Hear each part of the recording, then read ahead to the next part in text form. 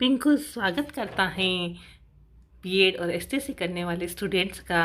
आज बीएड और एसटीसी करने वाले स्टूडेंट के लिए लेसन प्लान लेकर के आया है पिंकूस। आज हिंदी विषय की पाठ योजना हम बताने जा रहे हैं। हिंदी विषय की पाठ योजना के अंदर हम पद्य विधा के एक पाठ योजना का निर्माण हम करेंगे, क्योंकि फाइनल लेसन, क्रिटिसिज्म लेसन या डेली लेसन प्लान के अंदर हमें विभिन्न प्रकार के लेसन प्लान बनाने होते हैं। उन लेसन प्लान के अंदर हम किस प्रकार से कैसे प्रकरण लेते हुए हम लेसन प्लान तैयार करेंगे। यहाँ पे हमने हिंदी विषय के अंदर एक कविता ली है जिसका नाम बेटी है। उसके पहले सबसे पहले हमें उद्देश्य निर्धारित करते हुए छात्र व्यवहारगत परिवर्तन को यहाँ पे लिखना होता है।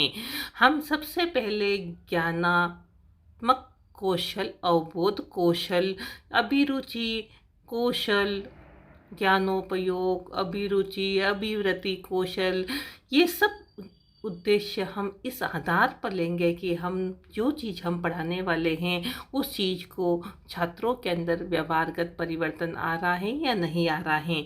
साथ में सहायक सामग्री के अंदर प्रस्तावना चार्ट, कठिन शब्दों का चार्ट, संभावित कविता, श्वेतवर्तिका, जाड़न और दैनिक कक्षोपयोगी सहायक सामग्री को हम यहाँ लेना चाहेंगे।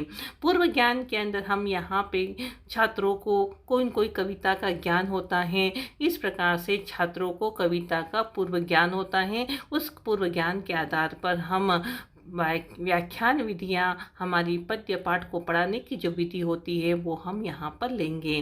प्रस्तावना करने के लिए हमने यहाँ पे एक पद्य लिया है, भारत की शान बेटियाँ, क्योंकि हम जब भी पद्य लेते हैं जिस कवित्री या कवि का पद्य पढ़ाने वाले हैं उसके दूसरा कोई पूर्व ज्ञान पर आधारित हमें पद्य लेना है और पद्य पर आधारित हमें प्रश्न पूछते हुए प्रकरण की ओर आना है। हम यहाँ पे डॉक्टर शैलबाला अग्रवाल द्वारा रचित जो बेटी कविता है उसको आज हम पढ़ेंगे। तो उद्देश्य कथन करते हुए कि आज हम डॉक्टर शैलबाला अग्रवाल द्वारा रचित बेटी कविता को हम विस्तार पूर्वक यहाँ अध्ययन करेंगे।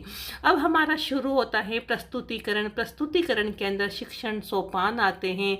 शिक्षण, अध्ययन, अध्यापन, संस्तुतिया के अंदर छात्राध्यापक क्रिया, छात्र क्रिया, शामपट कार्य को हमें लेना है।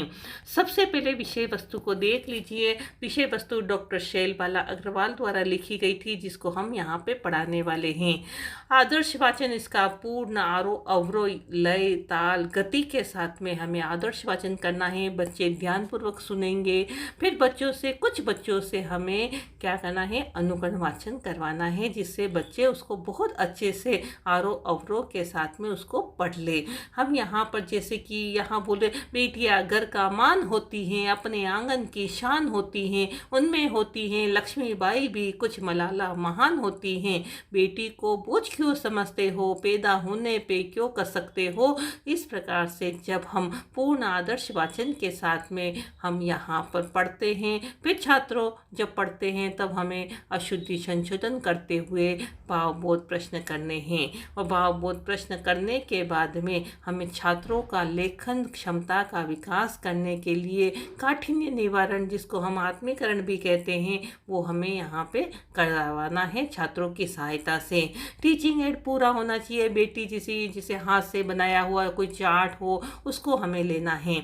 जब हम पूरी कविता पढ़ा देते हैं तो व्याख्या भाग को बताते हुए सरल शब्दों के अंदर पाठ को आगे बढ़ाते हुए हमें संभावी पद्यांश जो किसी अन्य कवि या कवित्री का हो लेकिन भाव बेटे का ही हो, इस प्रकार से हमें एक संभावी पद्यांश लेते हुए विचार विश्लेषण प्रश्न तथा तुलनात्मक प्रश्न हम अलग अलग भी कर सकते हैं और साथ में भी कर सकते हैं, और मूल्यांकन प्रश्न करते हुए हमें गृह कार्य देते हुए इस पाठ को समाप्त करना है।